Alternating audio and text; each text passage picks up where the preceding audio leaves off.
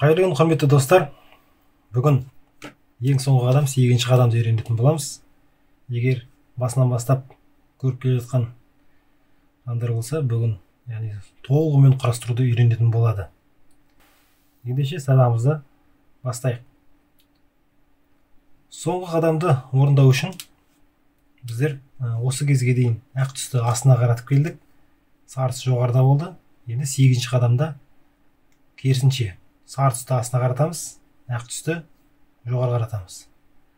Содан соң астыңғы, яғни құрастырылмай тұрған бөлігін құрастыруымыз қажет. Енді екі текшені қарайтын болсақ, салыстырып. Мысалы, мына текшеде төртеуі де төрт бұрышыда өз орнында тұрғанмен, бірақ бағыттары дұрыс емес. Ал мына текшеде екеуі өзін құрастырып тұр. Бұны қозғап қажет жоқ. Тек қана екеуін ғана құрастыруымыз керек. Көрдіңіздер ме? Осындай жағдай болуы мүмкін. Немесе біреуі құрастырылып, үшеуі келмей тұруы мүмкін, немесе үшеуі келіп, біреуі келмей тұруы мүмкін. Әртүрлі жағдай болуы мүмкін. Сіздерге түсінікті болу үшін көрсетіп жатырмын. Ендеше бұндай жағдайда, мысалы, бірінші мына жағдайды көрсетейін. Бұндай жағдайда біздер не істеуіміз керек? Яғни сары түс астына қарамай тұрған бөлігін оң жақ бұрышқа, оң жақ астыңғы бұрышқа әкелеміз. Яғни, мысалы, былай емес, былай қорсақ, мысалы, сары түс астына қарап тұр, бұл келіп тұр деген сөз. Яғни, сары түс астына қарамай тұрған бөлігі. Сізге қарап тұруы мүмкін сары түс, немесе жанына қарап тұруы мүмкін. Екі жағдай болуы мүмкін. Осы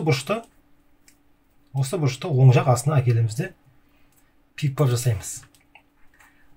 Мұқият қарап отырыңыздар. Пик-пап 4 қимылдан тұратын білесіздер. Төртіншісін мінекей жасадым. Көрдіңіз бе? Пик-папты бір рет жасадым. Сіздер пик-папты, яғни мына сары түс қашан астына қарағанша жалғастыра беруіңіз керек. Жасадым, 2 рет жасадым, әлі түскен жоқ. 3 рет жасадым. Мінекей, қарап отырыңыздар, жерге келді. Көрдіңіз бе? 4-ші жасаған кезде міне көтеріп, түсті ғой. Түскен кезде пик-паптың соңғы қимылын ұмытпаңыздар. Міндетті түрде оны жасап қойыңыздар. Мінекей, біздер мына бұрышты әкеліп қойдық. Енді осы күйінде Рубик тесесін былай ауыстыруға болмайды. Қалай ұстадыңыздар, солай тұру керек. Енді осы күйінде астыңғы бөлігін бұраймыз. Астыңғы бөлігін бұрап келмей тұрған бұрышты тауып аламыз. Мысалы, мына бұрыш келіп тұр. Бұны қозғамаймыз. Басқа бөлігін қозғамаймыз. Одан әрі бұны жалғастыра береміз. Келесісін қарай, келесі бұрышта келіп тұр, себебі сары түс астына қарап тұр. Осының алдында бұрыш секілді. Келесі бұрышта әкелеміз. Яғни мына бұрышта сары түс жанына қарап тұр. Осы бұрышта астыңғы бөлікке әкелгеннен кейін пик-папты жалғастыра береміз. Яғни пик-пап жасаймыз деген сөз. Бір рет жасадым. Екінші рет жасаған кезде сары түс астына келді, және де Рубик тесесі құрастырылды. Көрдіңіздер ме? Өте оңай. Енді мынадан көрсетейік. Мұнда енді келіп тұрған, сары түс астына қарап тұрған бұрыш жоқ, сондықтан барлық бұрышын жаңағыдай жасауға тура келеді. Кез келген жағын бастай беруге болады бұны. Мысалы, мына бөлікті бастайық.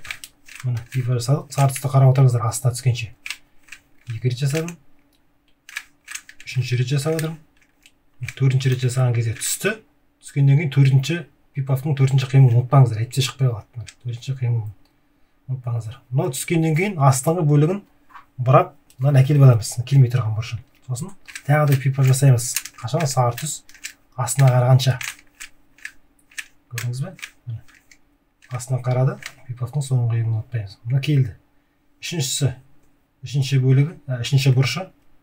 Тағы да пик-пап жасай береміз. Сары түс астына қарағанша. Астына қарады. Сосын соңғы 4-ші бұрышы. 4-ші бұрышы астына қараған кезде біздің Рубик тесеміз құрастырылды. Көрдіңіздер ме? Ендеше құрастырып үйренген болсаңыздар, құтты болсын. Сіздер 3/3 Рубик тесесін құрастырып үйрендіңіздер.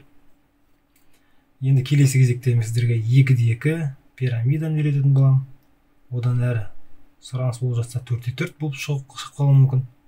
Сондықтан арнаға жазылыңыздар, қоңыраудың суретін басыңыздар, жаңадан шыққан бейне жазбаны уақытында көріңіздер. Бүгінгі егер құрастырып үйренген жандарды құттықтаймын. Назарыңызға көп рахмет. Сау болыңыздар.